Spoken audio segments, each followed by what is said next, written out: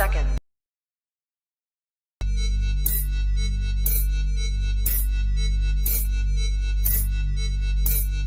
T-minus 20 seconds.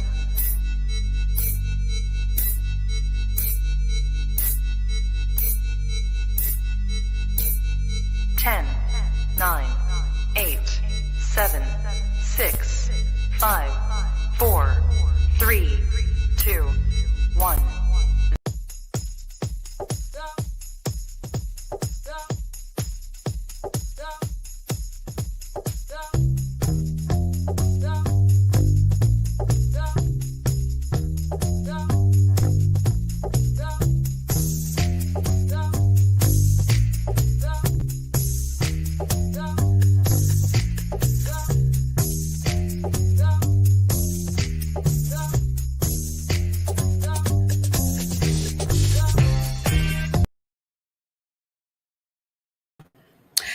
All right, welcome to Sisterhood Check-In. I am your author, life and beauty coach, Nadira Lewis, and I am excited because I have a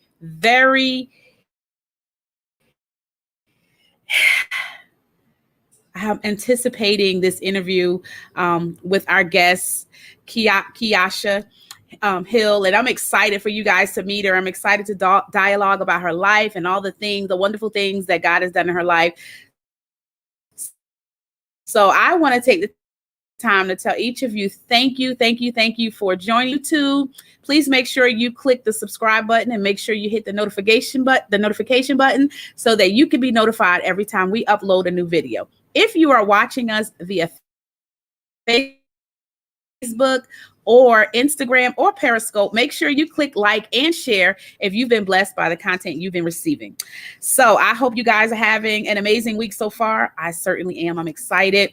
So would you guys give a warm welcome to my special guest, Kieasha Hill. Hey, woo! Kieasha, I know I'm probably charged to my head and not my heart. Sometimes I might, mispronounce your name a little bit, but it's totally I'm just going to be honest. I'm struggling with the pronunciation of your name, but I'm working on it. I'm trying diligently to be able to say your name so that I don't offend. Can I call you Kay? You can call me Kay. That's fine. It's Kieasha. Okay. Kieasha. Okay. Kieasha with you. We've had an awesome, wonderful conversation off camera, and we just seem to click really well. We have kindred spirits, and I'm excited to know a little bit more in depth. As I was telling you off camera, I mean, we can talk for hours and hours and hours because of some of the things that we've gone through, are similar. And so I'm excited to hear a little bit more about some of the things that you've gone through, some of the things that you're doing as far as business and ministry. So why don't you start out by telling us who you are and fill us in a little bit about who you are and what you do. Okay. My name is Kieasha Hill. My writing name is Kay Will. I am a single mom. My ministry, as you will, is definitely self-care and self-awareness. I do have a Second Chance LLC that I established, and I'm just getting started. And it will be all things self-care. It will also include my son's clothing line. So everything that I have with regard to my business is actually in the process of. But my ministry is self-care because I recognized and realized a while ago that I was taking care of everybody else, and I totally forgot about me. And so once the book was written, and I was actually learning as I went along how much I didn't do for myself, what I'm now telling everyone else to do. It is my goal everywhere I go to just to make sure that women and men, whomever, really recognize and take the time to do a little self-awareness, a self-care check. And So that's it. And that's Mm. actually, it's ongoing. That is self-care and self-awareness. It is forever process. It's something Mhm. that we will have to do for the rest of our lives. So I'm excited about it. I'm definitely happy to be here. Thank you for having me. Mhm. Oh, no problem. So let me ask you this: why do you feel like self care is Mhm. so important in this day and time? It's stalling. What did you asked me? Why was self care so important? Yeah, why do you feel like self care is so important in this day and time? Well, it's here's the thing. It's never not been important, but even more so now because you have so many Mhm. people that's actually at home looking in that mirror every day, trying to figure out Mhm. exactly what their next move will be. Mm. You have people who lost their Mm. jobs, people who are Mm. definitely in dire straits. And, this is a time when it will Mhm. really test your strengths and your weaknesses.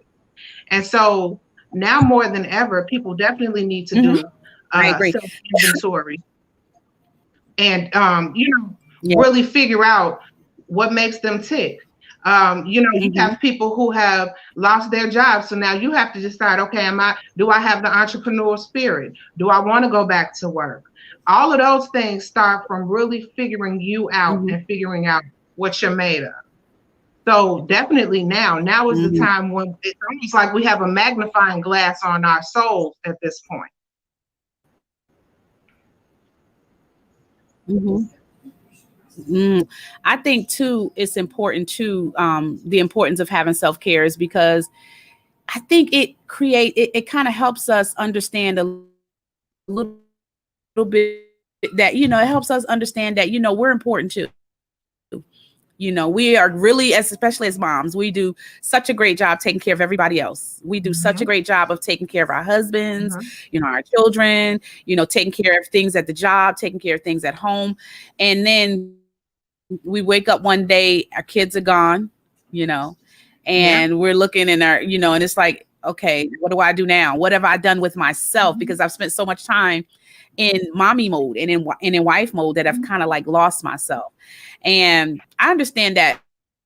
I, I understand what that's like because I've walked through that. I've lived through that. And I think now I feel better now because I've been taking I've been intentional as far as making sure that I take that's my time favorite to word. take care of me Mhm, emotionally, not mhm, just physically. Of course, the external part is just the last part of what you see when you look at mhm, me, but the I take care of the emotional part of me. I make sure that I'm putting a mhm, guard around my heart and making sure that I'm not mhm, allowing things to come in and taint my perspective about how I feel about me, mhm, and I start to shut down things that, shut down a lot of negativity and try to, keep my mind on the word of God so that I can be able to be constantly in remembrance of the things that God has said about me and to me, so that I'm mhm. not depending on somebody else's opinion to tell me exactly what I'm worth or who I am. What are your thoughts about that? I think you're absolutely correct. I was saying that my favorite word is intentional, because no matter what your denomination is, your religion, whatever the case may be, becoming self-aware and having some sense of Mm-hmm. spirituality and purpose and all of those things Mm-hmm. begin with with you. It begins, with your own appreciation for yourself. And you said earlier about how your Mm-hmm. children go away, and usually that's the time when a lot of women and men, that's usually when you decide, oh, wait a minute, I haven't done anything for me. And that's where the empty nest syndrome comes about and all of that. But here's the reality: you don't have to wait for anything. Don't wait for anything. Mm-hmm. Tomorrow's not Mm-hmm. promised, and if nothing else, this Yeah. pandemic definitely taught us that. So I don't want to wait until tomorrow to be the best version of me. I don't want to wait until tomorrow to start that business or to accomplish that goal. We have today. There's a quote that says that literally, we have today. So use today Mhm. to tell yourself how beautiful you are, how wonderful you are, how brilliant you are. Use today to speak that blessing into Mhm. existence. Act like it's happening. If you Mhm. want to move, go to that house or start packing your bags. Act like that thing has already happened, and Mhm. allow it to manifest. But in order for all of those things to be accomplished, you have to, number one, believe it, and that comes from knowing just who you are and whose you Mhm. are. And nobody can tell you that. And another thing you said, which I like, is Mhm. basically protecting your energy. You have to protect your gates, your ear gates, your eye gates, your energy. You have to protect who you allow around you, what Mhm. negative thoughts you allow to creep in your mind. You have to figure out a way, because things happen, good, bad, indifferent. They happen all day, every day. And you have to just take a whole different Mhm. outlook on it. Okay, this Yes, didn't that's happen to me. This happened for me. You have to take a whole different outlook on it. It happened so that you could learn right. something. There's a blessing and a lesson in everything. So I think Mhm. everything is about, number one, Mhm. like you said, being Absolutely. intentional, and also about perspective.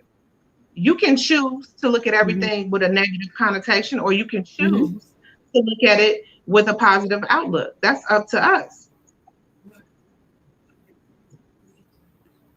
I agree. I agree. Which is why I said in the previous broadcast when I was talking about the difference between a strong woman, a broken woman, and a toxic woman.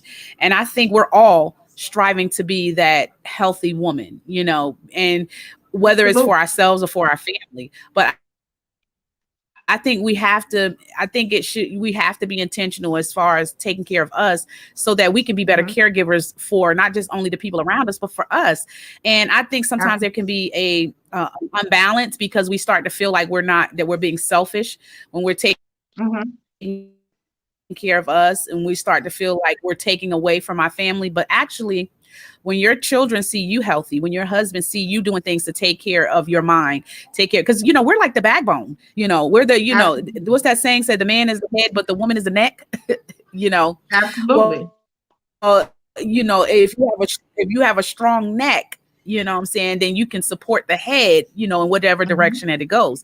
And I think Absolutely. sometimes we as women, we emphasize, part of being a healthy woman is being able to take our experiences and things that we go through and take them into lessons so that we can be able to show our children, not just verbally, but show them by Mhm. example, what it's like to take care of yourself, what it's like to be able Mhm. to, take time out for you. I'm just glad. I'm telling you, if we were born back in the day when the women, we were in the castle, when the women were actually, spending all day getting baths and stuff. Oh my God. Mhm. Could you just Mhm. imagine You know what? Here's the thing. if Probably we were not. like just sitting here just Probably not, because most women will find a way to do some kind of work. Like, because you get restless and you decide to, oh, well, I don't like this, the way you do this. Let me do it, because that's what we do. And you Mhm. said earlier, we have to really wrap our minds around the concept that being, doing self care is not selfish, Mhm. because that's huge. Mhm. It's I not. definitely go through that. Mhm. Before I decide to get me anything, I always think about, okay, well, what can I do for my son? And so that is Mhm. a huge thing. It's definitely an adjustment. But here's the thing, the reality is I'm worth it.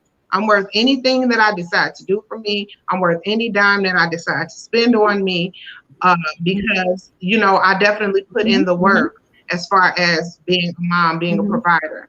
And, we have to just decide. And it's not, Mhm. let me say that also, self care is not all monetary. Self care is that bath, that bubble bath with the candles Mhm. and the neo soul music, or your, Mhm. spiritual music, or whatever your Mhm. thing is. Self care has nothing to do with how much money you spend on yourself. Now, by no means am I saying retail therapy is toxic, because for some women that's self care.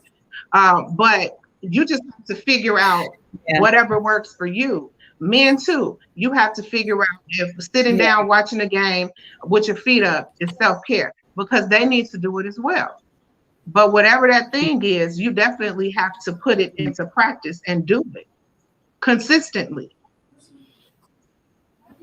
Yeah, I agree. I think we've we've made such a huge deal to some degree to make it feel like you're selfish. So now when women, whether you're a single mom or married mom, we start to feel guilty when we start to take some time away from our family to do something for ourselves.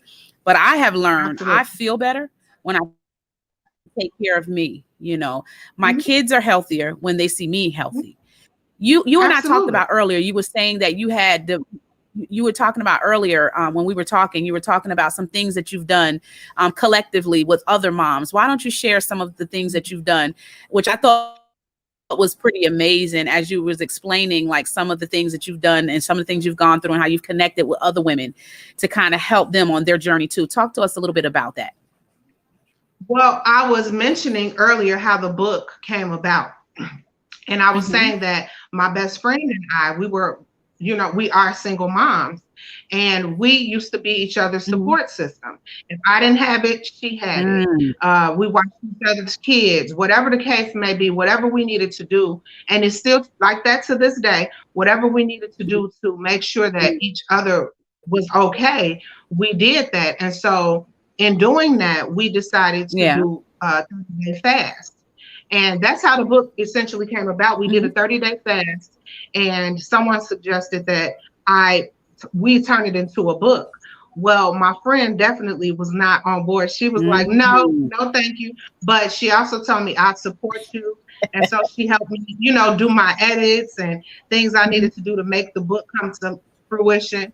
And I was mentioning everywhere I go, I always mention self-care, not just to single moms, to people in general, because we don't realize, just like you and I spoke about earlier, how it's so important to have a sister circle, or so important to have those people around you who will motivate you, or whatever the case may be. It's almost mandatory. It's like oxygen, and you want to be around someone who will encourage you to take better care of you. And so that's essentially, why the book came about. And the more I talk to people and the more I, interact and network, that is the one thing that most people like totally neglect. You are, we're doing and, and going and planning, and we don't even take the time out to just focus on us a little bit. And it's definitely not healthy. It's not healthy spiritually, it's not healthy emotionally, psychologically, it's just not healthy. And so that's my goal. No matter who I'm talking to, everywhere I go, I'll tell anybody, whatever you're trying to accomplish, definitely take a little time to become self-aware, because it goes out into to the world. Your energy goes out. If you're self-aware, you're able to tell a person what you don't like, what you do like, what you are going to tolerate, what you're not going to tolerate. If you're not self-aware, you don't even know who you are to introduce yourself to someone. So basically, you're just existing. You're not living, because you really don't know what makes you tick.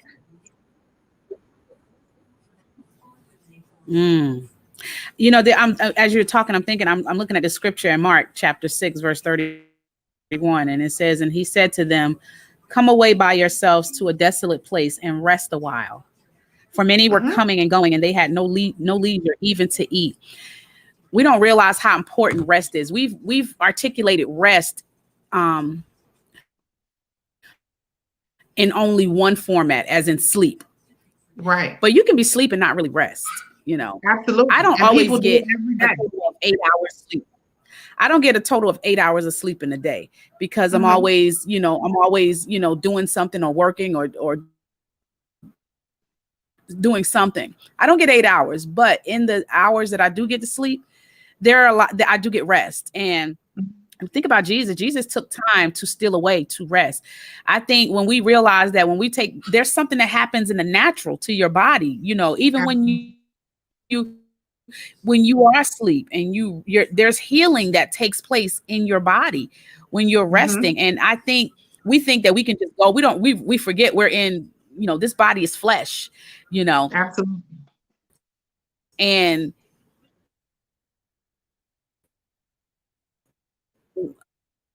we can wind up, I don't care how much, because sometimes our mind will tell us to keep going, and keep going. And our bodies will be like, okay, I'm trying to catch up, I'm trying to catch up. And then we wind up burning ourselves out in the name of doing the will of God.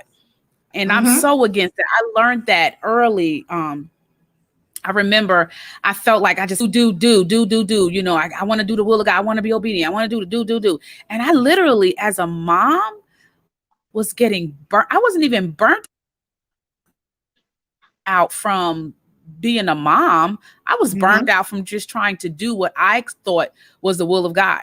Attend everything, that church was going on. I wanted to do everything, I was on a dance ministry, and I wanted to make sure I was at because I felt like the more active and more busy I was, and that, the more I was in the will of God, when I realized I was burning myself out, and started to take moments where I just started to just sit back.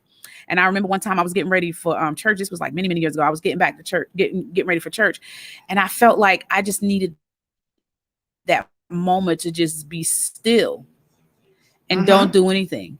And I sat there, and those like 30-40 minutes, I got more revived in those 30-40 minutes than I would have probably in an 8-hour sleep, and I realized then very early on that, what, there's something to, there's something that we're not acknowledging in this. We're making it seem like the busier we are, the more saved we are. The busier we are, the more effective we are. And busy doesn't always necessarily mean productive.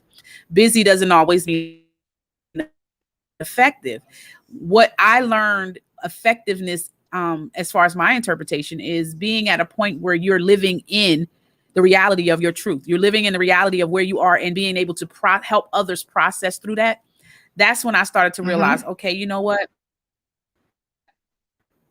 That's when I started to, my journey on helping, other women, that, not to neglect who you are, not to neglect your, your responsibility to your family, and to your responsibility to, to yourself, because you're a better worshiper when you're able to, when you're in a position. Who wants to, how can you really worship and you drained? How can you love your neighbor as you love yourself, and you don't even love yourself? If you know what I realized, if you watch how people treat each other, you can determine how much they love themselves.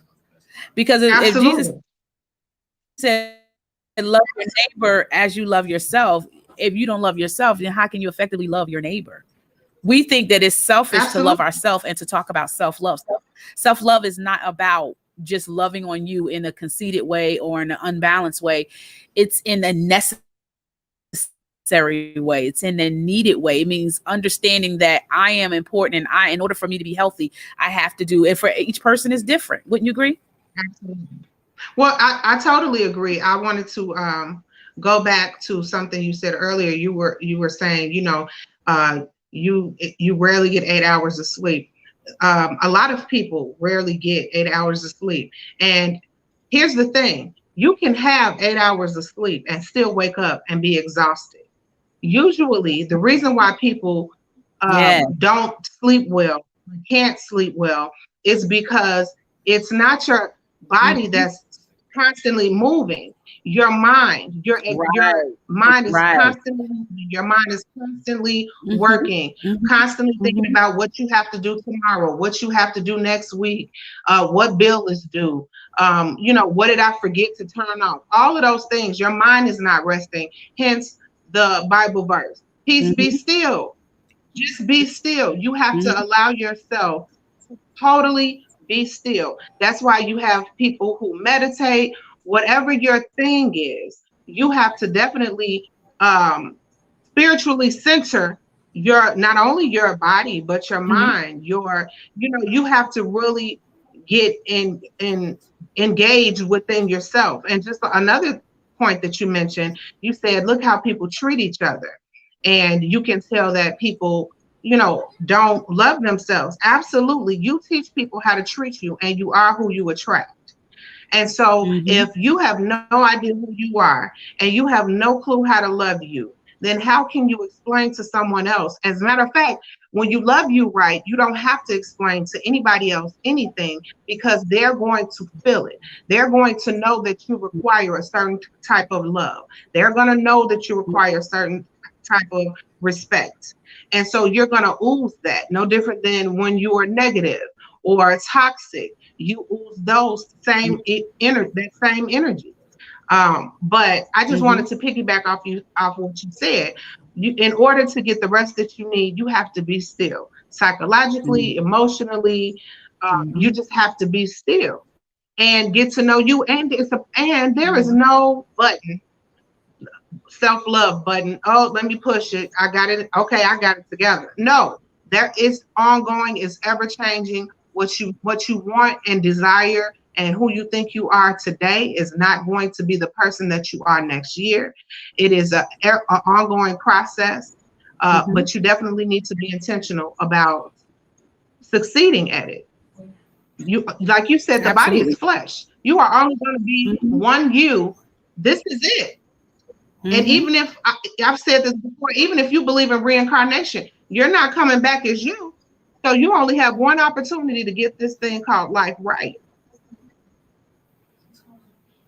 Yeah, and I think, and I want to talk about, and we're going to take a little break really quick, but in our next segment, I want us to talk about. I want to talk about some of the things that you've done. You said that you've done, you're creating a clothing line for your son. I want to talk about some of the things that motivated you to do that. And kind of like, we're going to like start our dialogue after that, but we'll be right back. We're going to take a quick break and we'll see you after these messages.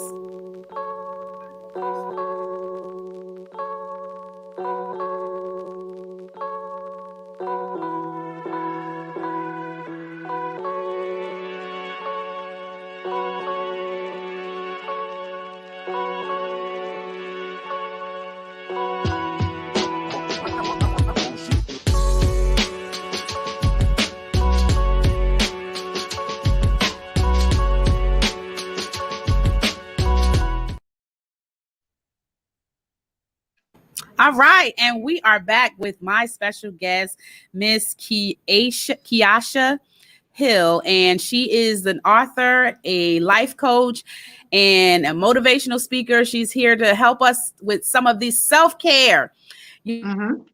And I talked about in the last segment, we talked a lot about self-care and the importance of self-love and how to balance that in today's world with everything that's going on. You mentioned in our prior conversation about you, and even in the earlier broadcast about your son, you helping your son with his clothing line. Talk to me about what inspired that. Was that something that your son, is that his desire, or is that something that you just spearheaded to kind of set the path for him and point him in the direction that he should go? Well, I was groomed that way. When I was younger, if we said out loud something we wanted to do, our parents put us in whatever that activity was. And so one thing that I know to be true is, it's just like the quote, you teach a man how to fish, he'll eat for the day. And you teach him, you buy a man a fish, he'll eat for the day. You teach him how to fish, he'll eat for a lifetime. And I've always been go-getter. I am a cosmetologist. I make baskets. I do hair. He sees me being that person. And so he came up with this idea of a shirt. And so I said, okay, let's get some made. And so it started from that. And it's actually, we're still on the ground floor. We're still creating, but he has some awesome ideas. The name of his company is My Own Brand. And he calls himself the Teenage CEO. And he's 15. And so we're in the process of getting that developed.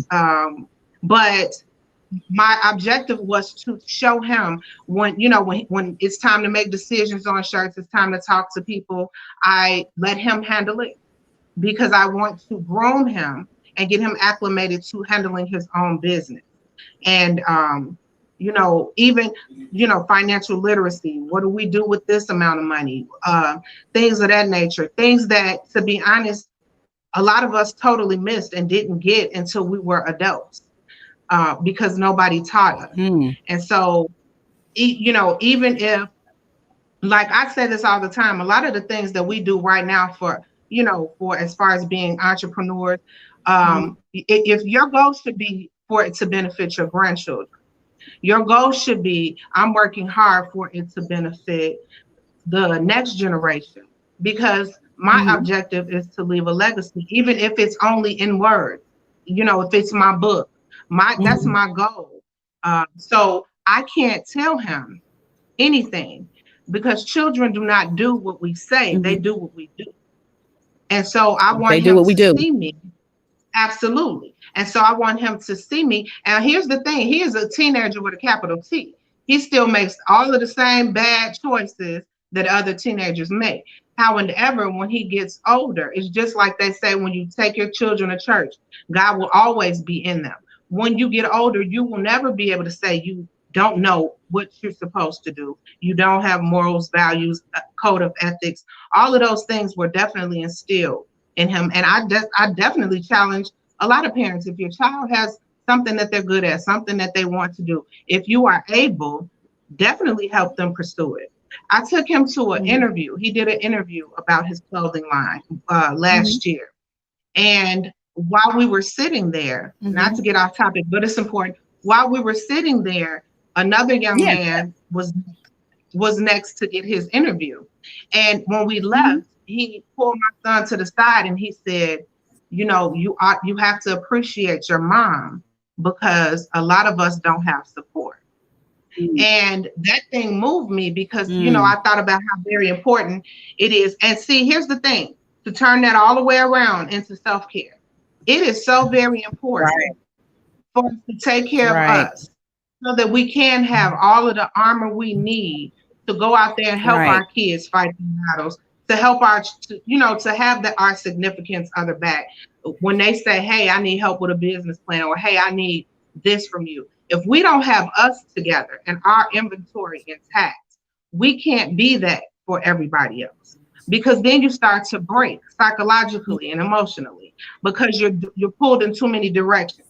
Now, here's the thing. As a woman, you never stop getting pulled in those directions.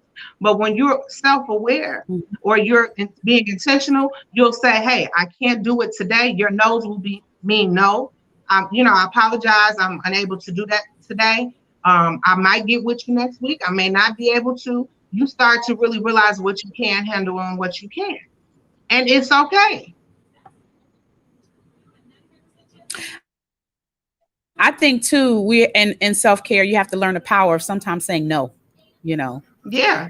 I just said that make your no's mean no. And that was my thing. I struggled in the area.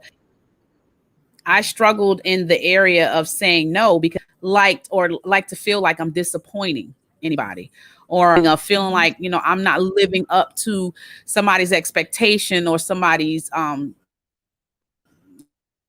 expectation of me. So the word no used to scare me. I didn't want to say no. I wanted to say yes to everything. I felt powerful when I was saying yes to everything, but my body sometimes was like, can we have a talk about this? But I started to feel like as long as I was saying yes to everything, that meant I was more, I felt like I was more I was stronger. I was powerful. But what I realized is the more I feared pretty much saying no, the more frustrated I got, because I was tired. I was pushing my body beyond, what it was capable of doing, not realizing that I needed to take time. And this is another thing I wanted to as you were talking, and I was listening to you talking about some of the things that some of the examples in entrepreneurship you were showing your son. I was thinking about, self-care is like a foundation of teaching your children. When you teach your children how to wait and depend on God, depend on God and wait for God. You can have some people that can take that and get extreme, and then but I want to talk about it in a balanced way. Sometimes we have to teach our children to be still and wait. And I was thinking about the scripture in Matthew 11, verse 28 to 30, it says, I'm sorry, yeah, Matthew 11, verse 28 to 30, it says, come to me, all who labor and are heavy laden, and I will give you rest. Take my Mm-hmm. yoke upon you and learn from me. I am gentle in Mm-hmm. heart. You will find rest for, especially as moms, we need that rest to be able to rest in God.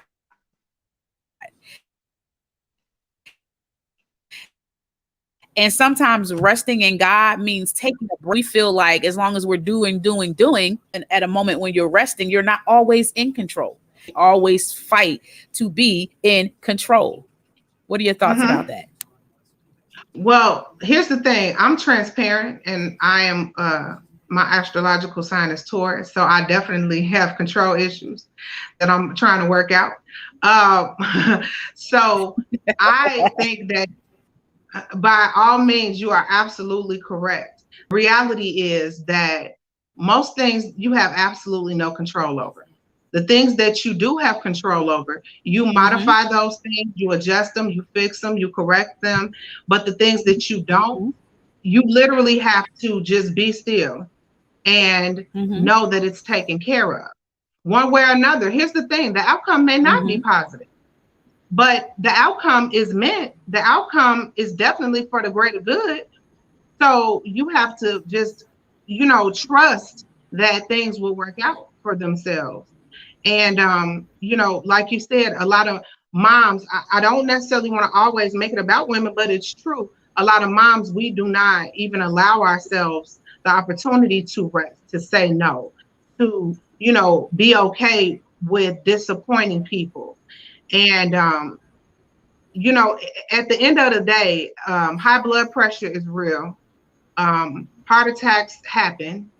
And the last migraine headaches, stress comes in so many different areas, ways. Mm-hmm. Stress can literally kill you.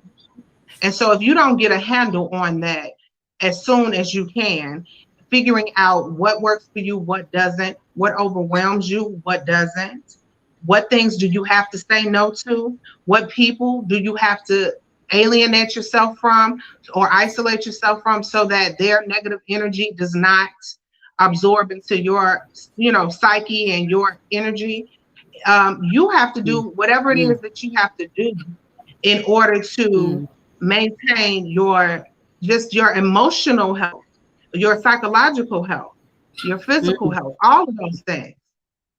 But like I said, everything Mm-hmm. begins with just taking a little time. What do I like?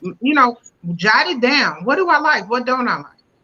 You know, are the things that I'm doing working for the greater good of who I want to be 5 years from now? Your financial literacy is definitely a part of self-care. Am I, because I personally believe you can tithe whether you in the church house or not. Am I giving back? Am I a giver? Am I always having my hand out? Am I selfish? Am I self-centered? Am I egotistical? Am I conceited? Do I not understand that there is definitely a higher power than me? And I am not. I'm human. So am I as humble as I should be? There are a lot of things we need to just check at the door so that we can improve. I definitely think there needs to be a balance, which is why I read that scripture when Jesus says, "Take upon my yoke and learn of me, for my yoke is Mm-hmm. easy and my burden is light." Sometimes we create Mm-hmm. unnecessary burdens around our lives Absolutely. because we have not learned that the center of peace is Jesus. He's the center of peace. Mm-hmm. My peace I give unto you, not as the world give. So he's letting us know, give I unto you. He's letting us know there's a peace that the world gives that is temporal. Mm-hmm. That is not that, but then Jesus gives us a love that's a peace that's eternal. And that comes Mm-hmm. with, and so, but in order for us to obtain that, he says, take upon his yoke and learn of him. We, Mm-hmm. when we look at the life of Jesus and how he lived his life, he lived a very peaceful life. You Mm-hmm. always saw him, drawing the crowd. People are always attracted to the peace that he had within. And Mm-hmm. I think that when you're balanced when you're balanced in your relationship, in your walk with God, then things start to line up. Things become peaceful. And then you start to be aware of the importance. I think sometimes people aren't always aware of how important self-care is in terms of your mind, your mental health, because we're thinking externally. We're looking at the outside. We're always trying to fix the outside. We're always trying to make ourselves more beautiful, especially as women. Mm-hmm. We want to be more beautiful. We want to be more skinny. We want our skin to be perfect. We want everything externally to be perfect without working on the things Mm-hmm. inside of us that will make us perfect before God. Because it doesn't matter. You can have the cutest face in the world. You can have the most beautiful body in the world, and have no peace on the inside. That doesn't necessarily mean. Sometimes we articulate self-care as, our hair being a certain way or us looking a certain way, but true peace it comes from within. And your balance and understanding of self-care has a lot to do with your walk and your relationship with God. And some people might meditate. When we meditate and take that time, we do too much talking, in our prayer time with God. We're so busy telling him about what our day is going to be like, because we want to command our day. So we're telling him what we want. We're doing it, and we're not taking time to learn how to be led by him. And taking time, I think sometimes in being still, as you mentioned, Absolutely. teaching you how important it is that to listen and depend on him in certain situations, so we're not so anxious, when things aren't going the way we want, when the house is not as clean as we want it to. We're not anxious when, our husband is coming home late from work and he hadn't took all his clothes off and he just got everything messed up at the door. We're anxious because we have not Mm-hmm. taken time to balance Mm-hmm. our hearts and our mind. And even in relationships, when you don't take care, there tends to be a lack in relationships. I've noticed that so much, that when you start to have an appreciation for who you are, and you'll start to understand, I don't have to tolerate this. I don't have to deal with that, because I understand there's a certain level of peace that comes with me. You understand what I'm saying? What do you think about that? Mm-hmm. Mm-hmm. I think you're absolutely right. Definitely in relationship. Well, here's the thing. And let me just say this: the 20-something-year-old Kieasha did not think like the 42-year-old Kieasha. So we're two totally different people. But it's also because the younger Kieasha didn't really know who she was. And I am still learning to this day.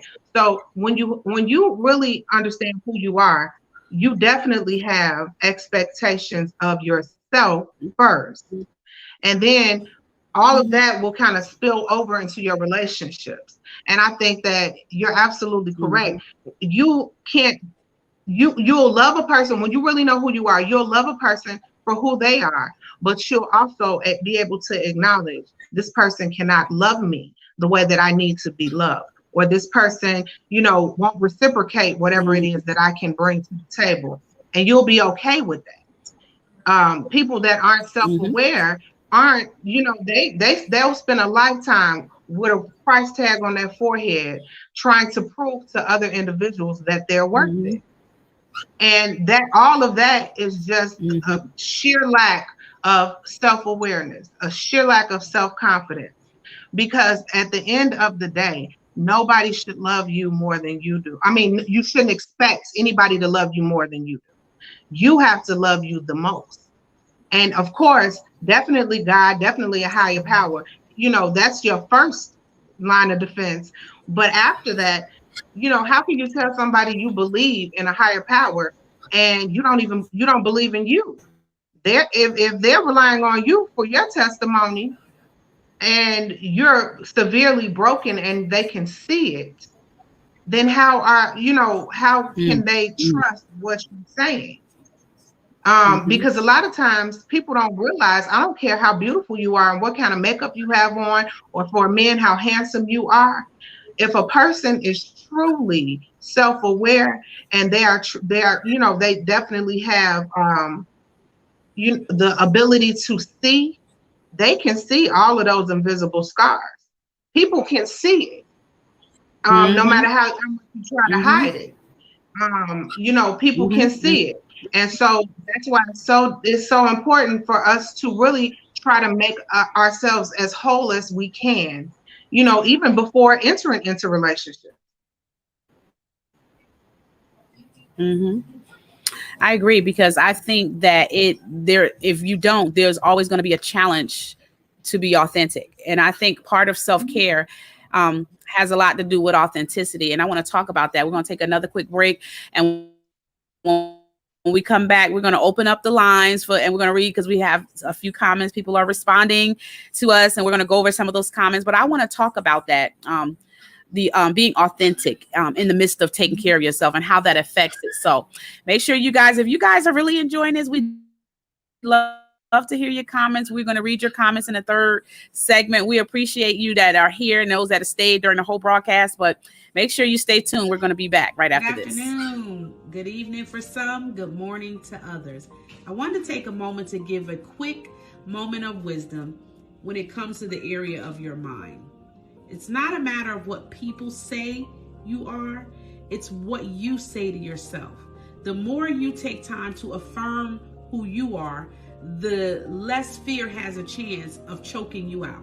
The more you affirm who God says you are, the less fear you have of being able to activate the very thing that God has called you to do. So I wanted to take this afternoon out and just tell you, you are what you think. The Bible says, as a man think in his heart, so is he. So however you think about yourself is shaped by the words you allow into your heart and into your mind. Have a blessed afternoon.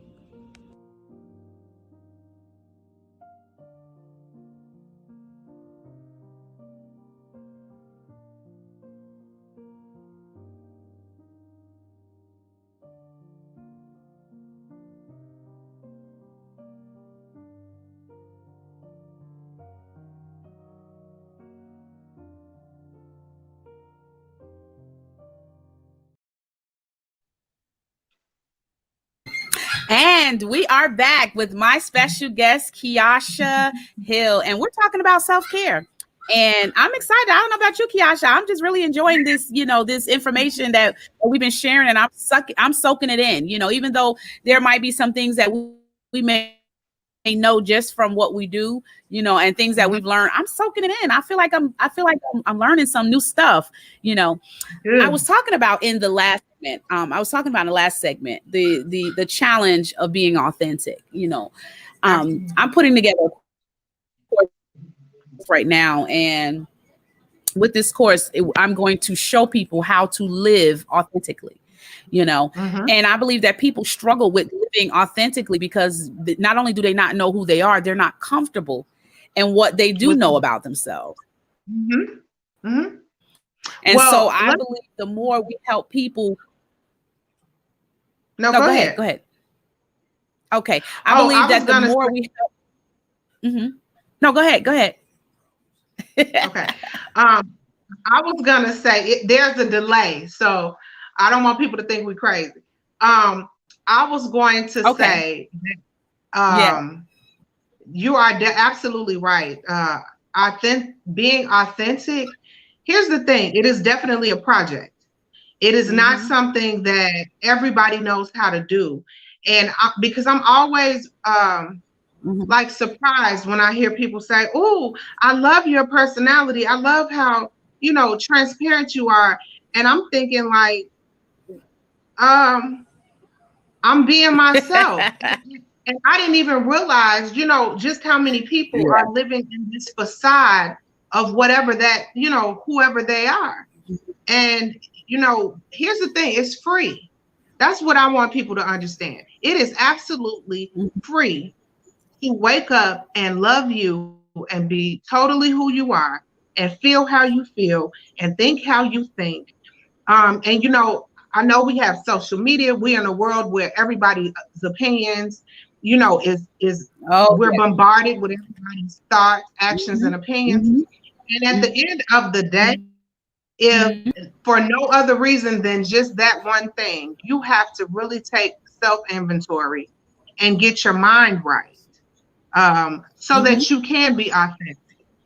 Because Mhm. here's another thing: as a mom, as a sister, as a aunt, as a wife, if you don't know who you are, who are you? Um, who's your representative? Who are you showing other people that you are? And guess what? You have to pretend to be her forever. Like Mm. that is has to be exhausting. Yeah, I think so too, because when you're, especially with young women, we're taught to, I mentioned, and of course in the course that we're taught to be like her, because she's like this, and we begin to list all the qualities. We do that to our children. We look at them and say, you need to be like her, you need to be like him, you need to do this instead, and what, not realizing that we're destroying their character, because instead of taking an example of how somebody else has lived their life, and using it in a different way to show our children how to look at them as an example and not compare ourselves, in a sense to where we're totally annihilating who we are to become like Mm-hmm. this person. We don't realize we create insecurities in them, and they start Mm-hmm. to we, especially me, I have with my children, they all have different personalities. Every last one of them. Mm-hmm. Oh my gosh, different Mm-hmm. personalities. And I know that with each of them, I have to handle them with care differently, because they all deal with different things according to where they are in their life. And I think that's Mm-hmm. why mental health is such a huge thing, because and that we just totally ignore, because we don't realize that people's perception about themselves is based on how they already perceive themselves, based on what other people told them they were like, oh, you're this, Yep. you're ugly, you're this, you're fat, you're this. And so what happens is you carry somebody else's opinion on your back, and you walking around conforming to what other people said you are, and now you don't even recognize your own self, because you Mm-hmm. carrying the name or the insult of what somebody else Mm-hmm. says. And I think the more you start to be still and take care of yourself, you start to realize that, wait a minute, some of this thinking that I have is not, I have to cast down imaginations and every high thing that exalts itself above the knowledge of God. I got to cast down this area where I feel like I'm inadequate and that I'm not good enough. Well, even if you feel like you're not inadequate, you can do something about it, and you can change your feelings Mm-hmm. of inadequacy if you look at and take examination of where you are and say the enemy tries to tell us and make us think that there's no hope. You So he gives us unbalanced perspectives on how to think, how to look at self-care. And so we start to think we don't look at, oh, I want to be a better person emotionally, spiritually, or physically, because I don't want to be looked at like I'm better than somebody, or I don't want people to say this about me. But the more you start to be still, God will give you a balanced way of being able to look at yourself and say, you know what, your true value and who you are is in me, it's in Christ. And when you Mm-hmm. understand your true value and your true who you are is it, locked in. I had this meme I did the other day, and I said to women specifically, I said, hide yourself so that you can be found. We're so busy Absolutely. I love showcasing that. who we are and what we want to so many people that we're not taking time to even study the people that we're trying to present to other people. We're not even studying Mm-hmm. ourselves, and we're trying to be all these people, and we walk around while we halfway crazy and inconsistent in our character flaws, inconsistent in the way we feel, inconsistent. We got all these emotions going. And I'm not talking about medically, because I understand that there's some chemical imbalances that take place that affect mental health and stuff like that. That's not what I'm talking about. I'm talking about getting to a place where we're healthy Mm-hmm. emotionally, and and Mm-hmm. sometimes a lot of the feelings that we go through, Kieasha, is sometimes based on what we eat. You know, if Mm-hmm. you're eating a bunch of junk food, you're gonna feel tired. You're gonna feel worn out. You're gonna feel like, oh my gosh, I just don't have any energy. And you're gonna start to look at yourself because you're eating all the sugar, and you're gonna start to look at yourself and start feeling feelings of of your self-worth is gonna go down because you're gonna be looking, I'm gaining weight because I'm eating all this sugar. Sometimes our tiredness and our frustrations is diet based. And when we get to that point where we start changing, when I started changing some of my eating habits, I realized that my endurance, how my mind was clear. It was easier for me to stay still because I wasn't eating. I kind of completely cut out, a lot of sugar. So now I'm not walking around fiddling, because I'm irritated because I got to have a sugar fix. Now I'm more so like, okay, you know what? I'm feeling better. I can get a lot more done now because I realize, okay, instead of, even when I go out and I'm driving and I'm going different places, I'd be like tempted to stop at somewhere and I'm like, man, I'm gonna go ahead and get this because this is fast. And then sometimes I'll pull up in the driveway and be like, never mind, I just wait till I get home. And it took a while to get to that point, but I started to realize I don't like feeling sick. I don't like not feeling good. And I like the ability to be able to have long-winded energy. You're essentially doing the work. I was saying you're essentially doing the work though. So basically what you're saying is I'm paying attention to me. I'm paying attention to my body. I definitely have noticed that the older we get, the more we can't eat.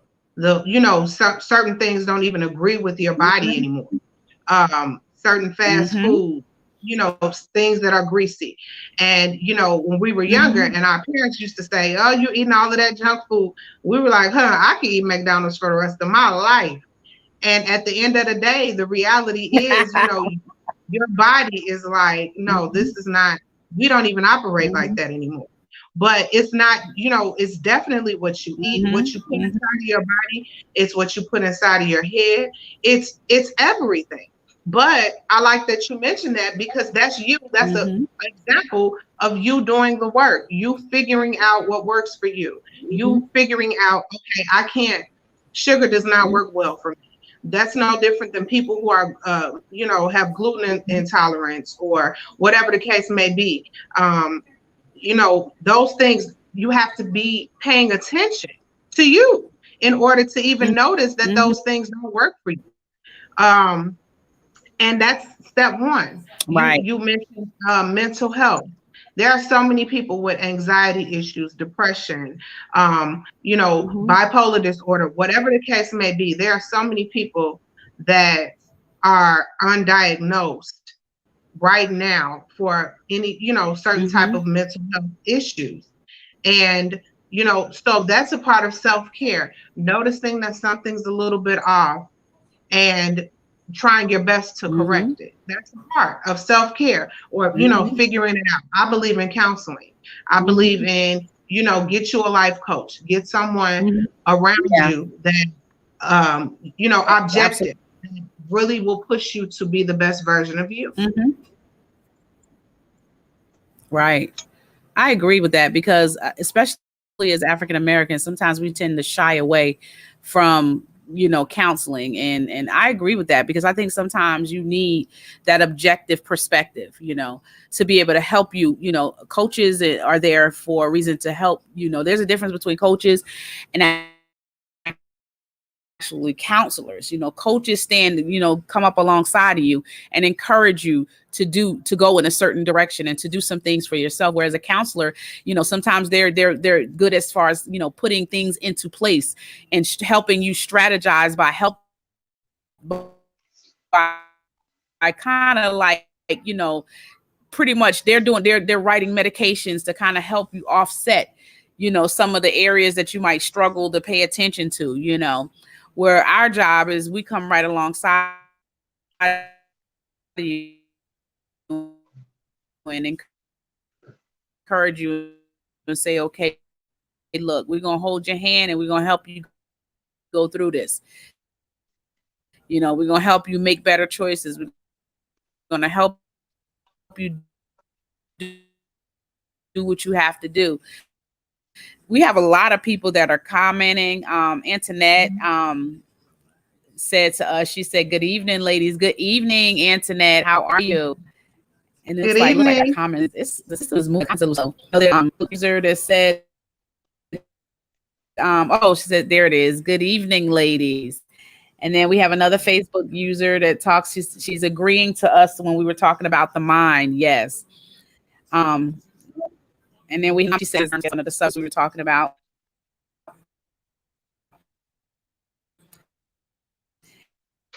And then Sherelle Brown says, yes, yes.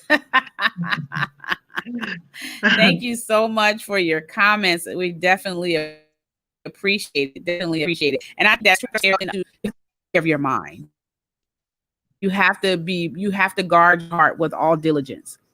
For we have to be diligent in taking care of our mind. We have to protect ourselves, and you have to protect your peace.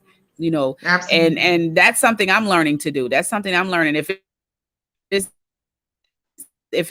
something that is going to put me in a different headspace, I tend to just disconnect, because I know I need the functionality of my mind to work the way. I have too much that is riding on. I have a lot of things that I could face that day, and I need to be prepared emotionally to be able to face it. And you definitely, here's the thing, preparation is just as a good a word as intentional. The reality is that if I said this to you earlier, if you're always ready, you never have to get ready. So just plan on implementing something about self-care for you once a day. Plan on implementing something about loving you, having if you like, I took my son to get his haircut, so I'm like, okay, I'm gonna get my nails done. That is something I promised myself since last year. I never got my nails done before last year, and because I do hair also, so I just didn't get my nails done. And that's one thing. I'm like, okay, we're gonna add one thing at a time, one positive thing at a time, to and increase it, slowly increase it. But always be in preparation of doing for you and taking care of you. And I think, I think if I had to give any type of practicality to applying something to your life daily, it would be just, sometimes it don't even have to be expensive. We think in terms of taking care of ourselves that we have to go and spend $100 to $200 on our hair, and some people may not really, hair may not be a big deal for them. Some of us might go and get our nails done every week, but some people, they may not really be that concerned with their nails. That may not be an issue for them. So if I had to say, find out that one thing, that works for you, and do it consistently. If it just means that and sometimes as moms, it's tough, especially when you have kids, it's tough. Even if you got to take those 10 minutes and go to the bathroom and sit down somewhere in the bathroom, it's hard. That is hard when you have to kind of take time. I'm sorry. I was going to say that is my peaceful place. I will go in the bathroom. I will sing a song. I will listen to my favorite spiritual song, whatever the case may be. That is definitely my area of solitude. And I know a lot of moms can relate to that. But you have to lock the door, because nobody respects your solitude. But I will say that, like you said, find whatever your thing is. It does not have to be your hair and your nails. It can simply be whenever the world opens up, a walk in the park. It can simply be having your favorite snack, or your favorite iced tea, or for people who drink coffee, your favorite coffee drink, whatever. It doesn't have to be anything aesthetically at all, because everybody, that doesn't matter to everybody. And so that's why you have to figure out whatever works for you. But but just do it. Whatever that thing is, just figure out what that thing is. Once you figure that out, like you said, be consistent about doing that thing. Set short-term goals for doing whatever it is that you need to do each day to provide some kind of self-care regimen for yourself.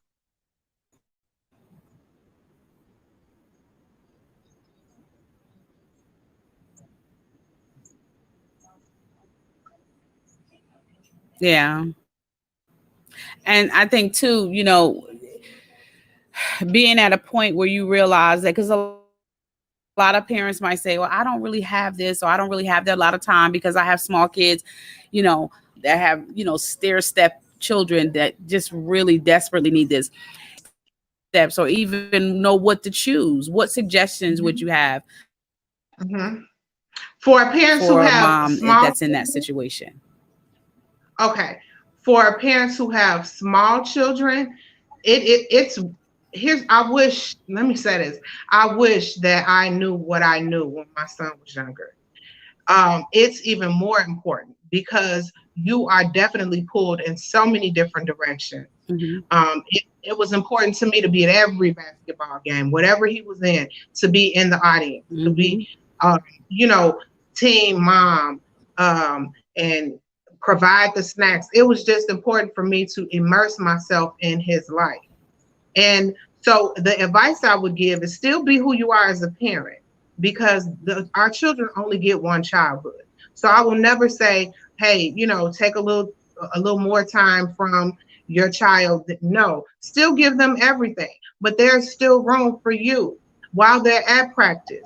Take some time to do something for you while, right after the game, when you're going to celebrate. Make sure you celebrate maybe at your favorite restaurant. Make sure it's something that you enjoy as well. There are so many ways to sneak in. If you're married or you're dating, do a date night. Do your favorite thing. There are so many ways to make sure that you're intentional about still providing some kind of care for yourself, some kind of relaxation. Go to a spa, schedule a massage, whatever that thing is. Get it done. If you're a person that doesn't necessarily, the world is closed. So, okay, don't go to a spa. They have a whole machine I just saw it on Amazon that gives you a foot massage. Order the foot massage machine so that after your long day, you can sit in that seat and get a foot rub. The options are endless. Mm-hmm. Yeah. And I think too, if I had to add to that, I would say sometimes you have to incorporate the kids, in the self-care. Yeah, Sometimes if you need absolutely. a moment to just be still and be quiet. Sometimes I know, like with me, with my 4-year-old, sometimes she's just busy, busy, busy. And my 7-year-old, they're just busy, busy, busy. And sometimes I'm just Mhm. tired. And so what I started doing was incorporating them into my rest. So Yeah. what I do is say, let's sit down, let's take a break, let's take a break. So we would sit down, and then I would give them something to play with, and I would say, let's practice just being still for a moment. Let's just practice being still. Mhm. And whoever is still the longest gets a prize, and they'd be like, Yeah. You can get and you so can get if that's how you have to start out. go ahead.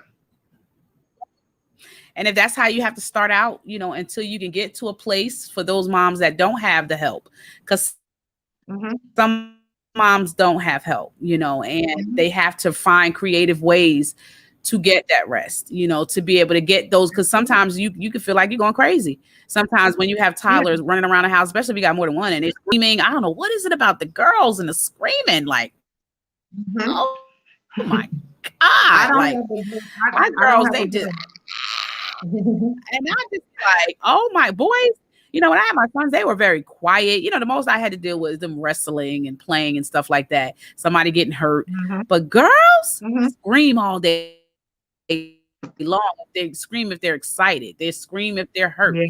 They scream if Yeah. they frustrated. They scream if they're sleepy. They scream if they want something.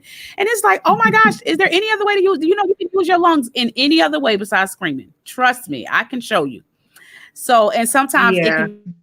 can be overwhelmed, because especially like I said, if Mhm. you don't have help and you're Mhm. going through moments where you're just getting overwhelmed, sometimes it makes a difference to kind of plan those moments out. And so what me personally, what I started doing is I started putting them in bed, and I started to close. And once I I started getting them on a routine, putting them in bed so I can start scheduling in time for me. Mhm. And so before I was Mhm. just like, okay, we just spend time together. We're gonna do all this. But then I started realizing that I was so exhausted.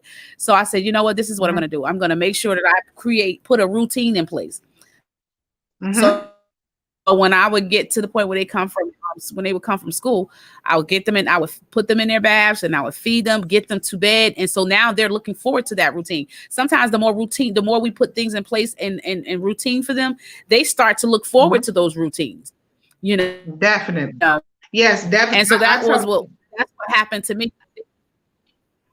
I was going to say, I totally agree with that. Routine is everything when, especially if you have, like you said, the younger ones. Routine is everything. And maybe, like you said, sometimes you incorporate it. When my son was little, I used to say, hey, let's sit and watch your favorite cartoon. And while he was doing that, I was doing whatever it is that I needed to do for me. Or that let's be quiet game, that game ends maybe when they're about 12. It's over with it. You know, you're caught. They know. But before that, though, it really does work. Like, you know, it does work. But you have to do whatever it is you have to do to get that me time in. Yes. And it's funny because when I started putting them to bed consistently at the same time every day, it was almost like their bodies adjusted. So I knew after doing it repetitively, I knew, okay, at this time every day from 9 to when I fall asleep, that was my time. So that would be my time to just sit back, relax, listen to music, work on whatever it is that I need to work on. It was my time. And I still incorporate that now. That's why I'm able to do Sisterhood Check-In, because I have made it officially my thing to make sure that I keep them busy, because you do have to find creative ways to still manage, you know, taking care of you, even if you are alone. And some people are married and still doing it alone. You know, some people, you know, are married and their husbands either work long hours or just not there, you know, mentally. You know, they might be there physically, but they may not be there physically. So, you know, we're carrying the burden of keeping everything together. And sometimes we have to realize that you're not going to be good at keeping things together if you don't keep yourself together, you know. And you're not going to be good at anything. I'm sorry, go ahead. Absolutely. Oh, okay. I was going to say, do you have any final thoughts that before we end? Do you have any final thoughts or suggestions? Anything you want to add? First and foremost, for all of you guys who are interested in purchasing my book, it's available on Amazon. The name of the book is 30 Days of Different Ways to Love Me by Kay Will. We will put the link in the comments. I just want to reiterate how very important it is for us to just be intentional about loving ourselves, be intentional about how we, you know, translate to everyone else. I love when you said be organic. Find out what your definition of organic is for you. Define who you are for you. Don't continue to live your life based off of other people's definition of who you are. And, you know, you have today. Now is the time for you to really hone in on who you are, what you want, and go get it, because life is too short. Absolutely. I definitely agree. Authenticity is vital, because I think the more you spend time figuring out who you are and taking care of yourself, authenticity just comes, you know, because you start to be, I think authenticity comes as once you're comfortable in your skin, once you're good, once you're comfortable, you know, knowing who you are and knowing what your needs are and knowing how to, you know, being comfortable to a point to where you can actually do it and not feel like it's taking away from somebody else by being who you are. And I think that's important. I definitely appreciate, I just so enjoyed the broadcast with you. We could talk literally all night. I'm telling you, we really appreciate you reaching out to me and sharing your beautiful, you know, wisdom, you know, your life coaching wisdom for us moms. And I really thank God for you, because you said something that really stuck with me, and that was the ability to connect with other women. that are like you Mm-hmm. and helping them to be able to get through. And I think that is so important. It doesn't, I don't think that supersedes anything, any gift or talent that we have. Being at a point to where you understand what somebody else is so important. Absolutely. I think we should never lose that. No matter how big we become, no matter how much we grow, I think in the back of our mind, we should always be vulnerable and allow ourselves to be vulnerable and allow ourselves to be in a position to kind of forget. You know, you can kind of forget that, you know, so as you're going down your road of transformation, I always say journal, take notes, so you can go back and help somebody else come through that same, you know, that same trail, you know, give them that same encouragement that helped you on your way. So my prayer for is that, you know, that we just continue to allow our journeys to be documented so that we can help other people come down that same journey, and so that they can develop, you know, and be even more encouraged than we are, so that they can be able to be so encouraged they can help the people behind them too, because I believe we're all assigned to somebody. You know, the things that we go through are are assigned to help somebody in their journey. You know, we may never meet them, or we might know them, we don't know, but I think we're all assigned to our experiences take us in a place where we are able to encourage other people once we get through it and help them come down that same journey. So I appreciate you so much. Thank you so much. Please come back and visit us again. You know, no problem. Come back and let's have some more dialogue again. I'd love to have you. I love to have you. Maybe we can, you know, hopefully when things open up, we can kind of plan some things together. I'm putting together a program that I'm going to be doing. I've been like, you know, really thinking about it, but I really feel like it's necessary, you know, especially listening to you talk about your son and his entrepreneurship. I'm putting together a program that I'm going to be starting. I'm thinking about doing it on Mondays, and it's going to be called Raising Entrepreneurs, you know. And so I want to talk with mom. Yeah, so I want to talk, because all of my children are entrepreneurs, every last one of them. And so I want to be able to talk with our children and talk with other moms that are raising entrepreneurs, and kind of give some sort of you know, motivation to kids that have dreams and have things, you know, because when kids are full of gifts and talents, sometimes they can take you in some directions, honey. Let me tell you, you know, and we sometimes have to, you know, which is why self-care is important, because we have to pull ourselves together to help them on their journey to where they want to go to. So if that's something that you're interested in, we could talk about it. Well, I'm gonna, it's something I'm looking to launch probably within the next month.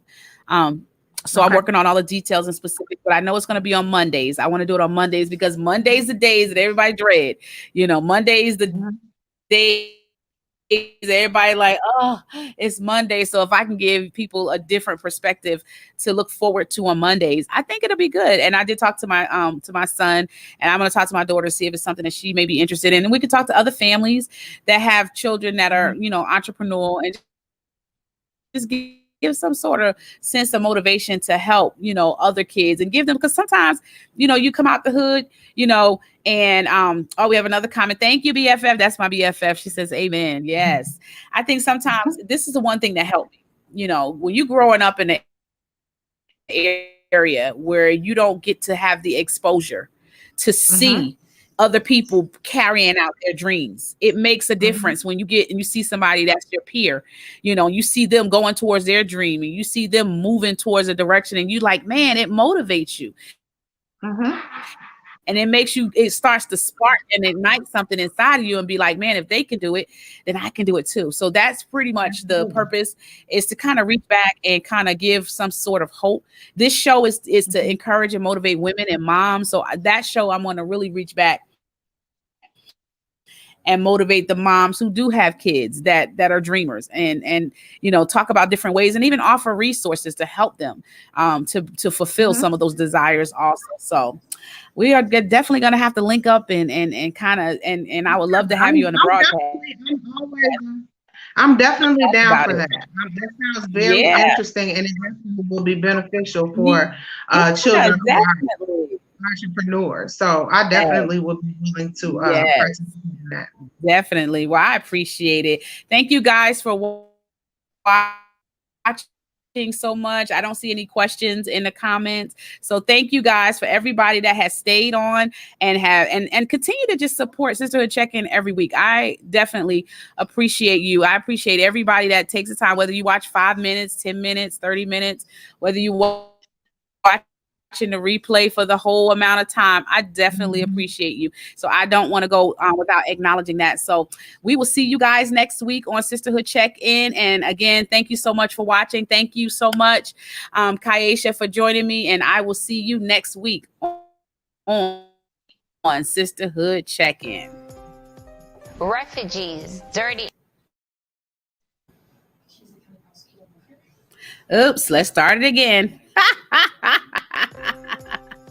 Refugees, dirty immigrants, asylum seekers, job stealers, that is what they see.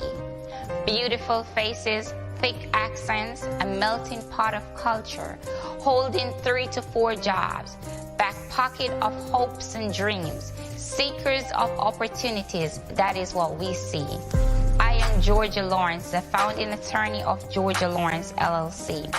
I was born and raised in Jamaica. I migrated to the United States with 2 suitcases and $200 to seek a better life. I understand firsthand the importance of having a fighter on your team to navigate the complexity of the immigration system. Hence the reason I chose immigration and human rights law. Here at Georgia Lawrence LLC, we take pride in connecting our passion and purpose to your plan. Give us a call today.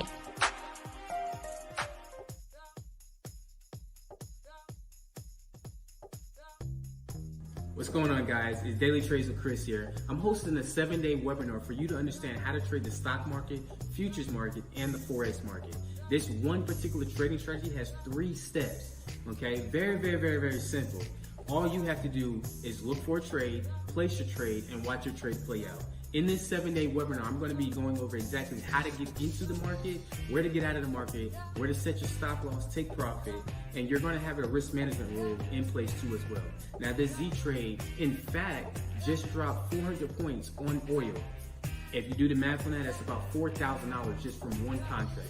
If you want to learn how to make $4,000 in one single day with the Z trade, respond back to this email right here.